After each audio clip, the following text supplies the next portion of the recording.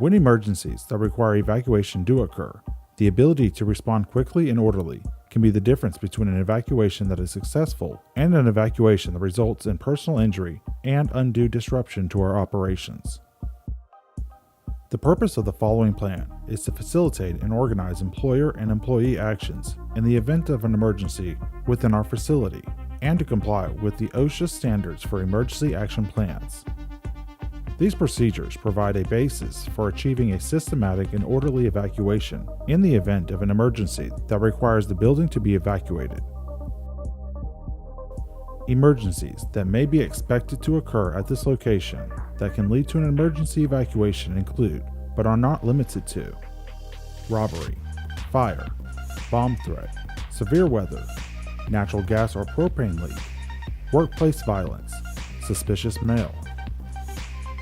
Any employee that detects fire, smoke, or any other emergency should respond by immediately paging a store director, assistant store director, or person in charge to the area if it is safe to do so. The employee should also call the courtesy booth attendant to report the emergency. The courtesy booth attendant should immediately call 911. The SD, ASD, or PIC of the store will assess the situation and determine if conditions warrant the evacuation of the building. If an evacuation is necessary, instructions to evacuate the store will be made over the intercom. Attention customers and employees. May I have your attention please? Due to a situation beyond our control, we must insist that all customers and employees leave the building immediately. Please proceed calmly through the nearest exit and leave all merchandise behind that has not already been purchased. If for some reason the intercom cannot be used, the fire alarm should be activated at a pull station.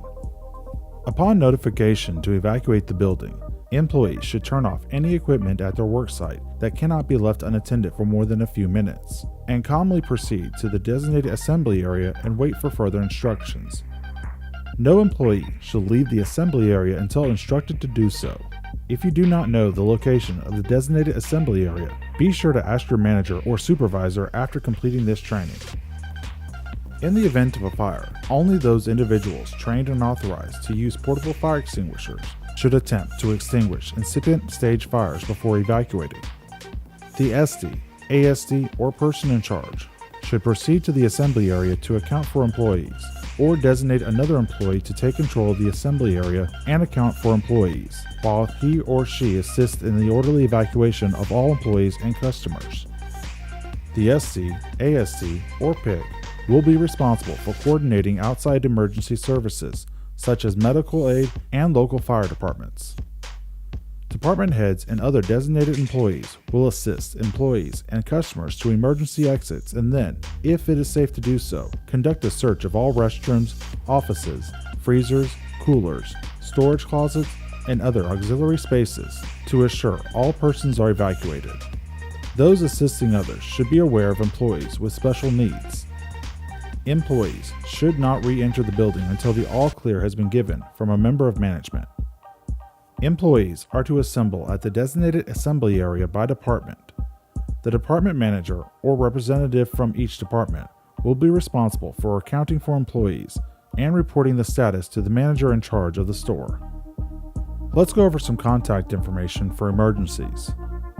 Always dial 911 for all emergencies. Non-emergency numbers can be accessed on CSOP. The guard shack should also be contacted immediately by the manager in charge in the event an emergency should occur, since they will be responsible for contacting proper company officials and authorities.